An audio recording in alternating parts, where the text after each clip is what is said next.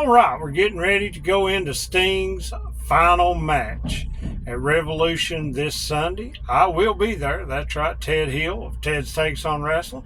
And I want to talk about his final match and also a little bit about Sting's career from a different perspective. I got a different take on it. There's some people were not happy that he was going to do a tag match with Darby Allin, but that's all he's done since he's been in AEW. And I want to talk about Sting's tag team career because it's really quite fitting that he started out his career as a tag team wrestler and now he's going to finish it up. So we're going to get right into the tag wrestling career of Sting, and we're going to do like we did last week. We're going to turn the camera around and let you see what I see. So enjoy. Okay, so you got to remember, Sting did not start out as a wrestling fan, and like a lot of people, his story is in Southern California.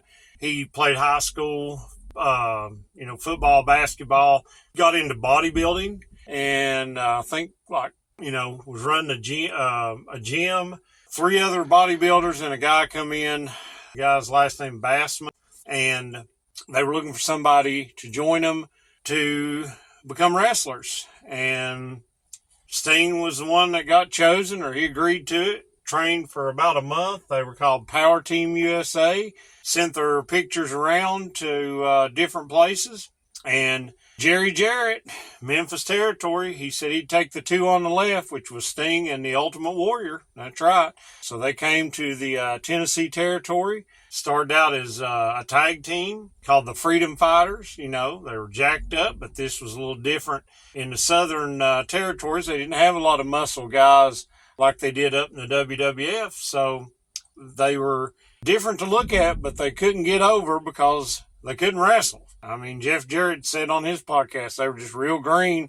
They hadn't been trained much. Fans didn't take to them, so they turned them heel. Dutch Mantell was their manager, became their mouthpiece, and that's where they picked up the Blade Runners. And they were heels, but they still weren't very good in the ring, so Jerry Jarrett fired them. They went down to Bill Watts in the Mid-South UWF territory. And from there, this is where Sting had been tagging with the Warrior there as a Blade Runner, but this is where it really took off for him as a tag wrestler, because the Warrior, he goes down to world class to Von Erich territory, and Sting stays there, and he's part of Eddie Gilbert's faction. And if anybody, is listening and knows about Eddie Gilbert, Hot Stuff Eddie Gilbert, they said he had such a great mind for the business. And he would help backstage at different promotions, different things. And you can only imagine Sting in the territory days riding in the car with Eddie Gilbert, the knowledge that he gained. And I personally think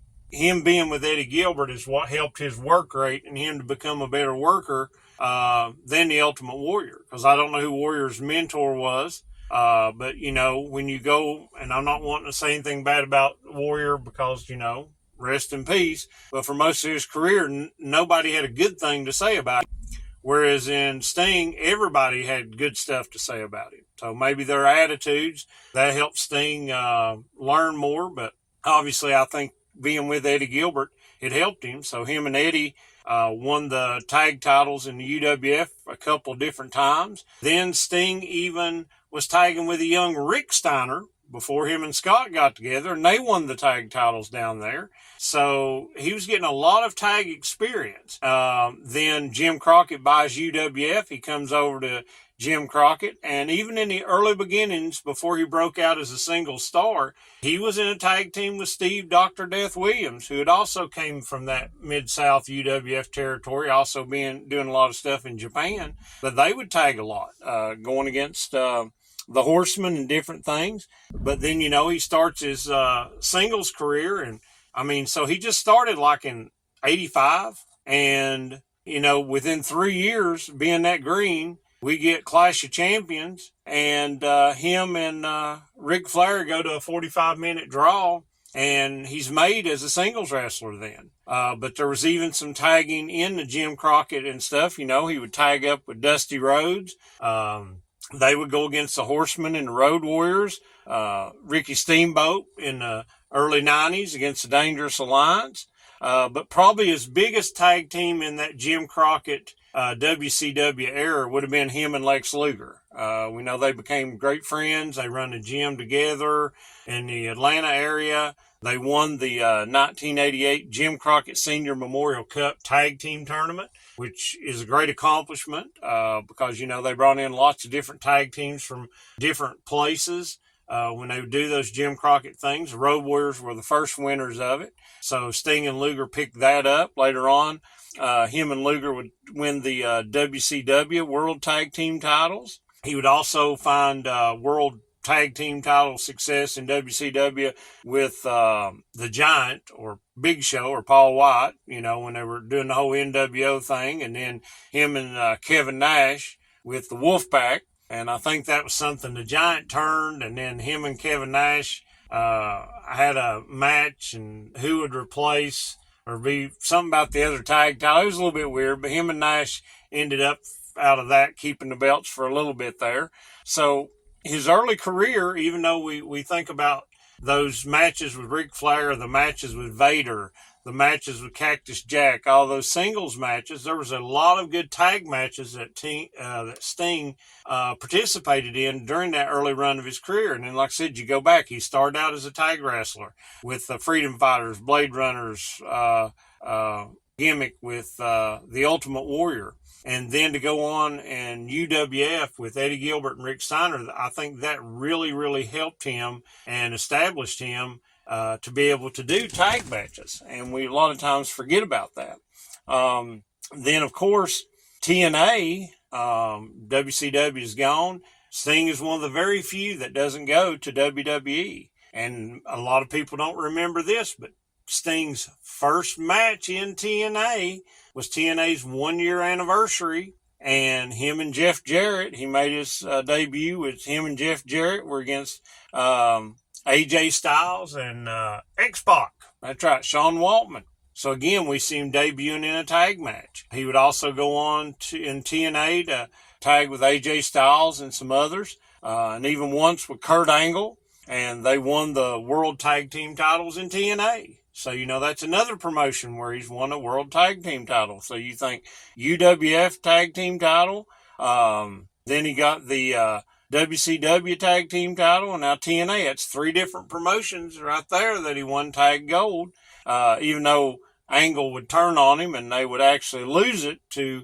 the belts to R-Truth and Pac-Man Jones, NFL star. So, R-Truth is back getting on the hot streak there in WWE as they're getting ready to go into WrestleMania season with his connection with the Judgment Day. But, yeah, R-Truth was there. But, yeah, Sting had all these different tag teams going through his career, even though, like I said, we probably remember him more for the angles where he was a single star. Like I said, the feuds with Vader and Flair and Cactus Jack, and then, of course, the NWO against Hogan and them. But, like I said, there was a lot of good tag wrestling there. So that brings us to AEW. So we've heard the story. He signed, because after he got hurt in WWE, he did not go out the way he wanted to. And most of these wrestlers like to finish up on their own terms, as they say. That's the reason Edge came back. Adam Copeland, he wants to finish on his own terms. Sting comes back. He's in his 60s. He's had this neck injury. They did the cinematic match against Team Taz. And, and he thought that's all he was going to do. But then him and Darby Allin start practicing and training some. And he's like, hey, maybe I can do this. And, man, what a run we've had with him these 3 years. Jumping off balconies, jumping off ladders, jumping off tables, jumping off the entrance arch, just doing crazy things. And for him to be in his seat doing this, I think it's great. And I love how AEW has presented Sting. They've let him, be that legend. And, he's been able to do the no-sell chair shots and no-sell table shots and different things like that. And truly, if we admit, the character Sting has become larger than the wrestler, than the promo. Okay, he's not a promo guy, even though this last promo talking about his dad died and different things, I think will be probably more remembered because Jeff Jarrett even said on his podcast that, talking to Sting behind the scenes before this, that this is probably the realest promo he's ever heard him cut. So we've just seen all this, and he's had some great in-ring matches, but at the end of the day, it's like almost like The Undertaker. The character is bigger than the matches and the promo. And for him to be able to do this tag team run with Darby Allin, to give Darby Allin some shine, and I think it's just been great. And now he's finishing it up.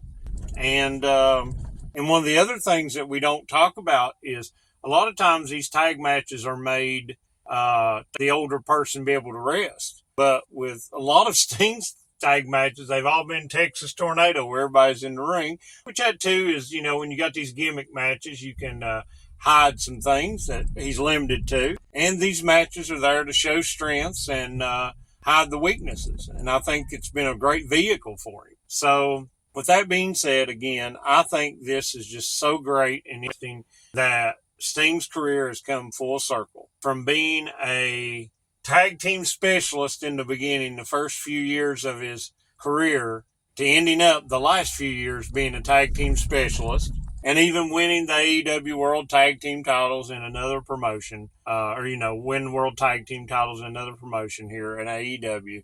I think that's just been so great. And, they said he got to pick his opponent. He wanted the Bucks. So for all the haters out there that don't like this match or didn't think the Bucks should be in it, blame Sting. Blame him.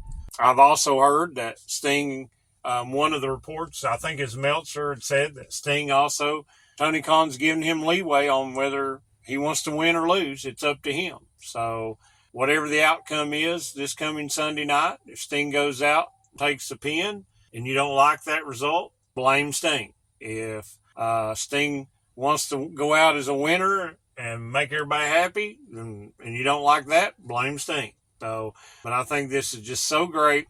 He's going to get to go out in a tag match. I'll be there. I cannot wait to see this match. I do hope it main events so that afterwards, Tony Khan can come to the ring and maybe some other wrestlers, Sting's family, and they can say their farewells, and then we can just go home real happy.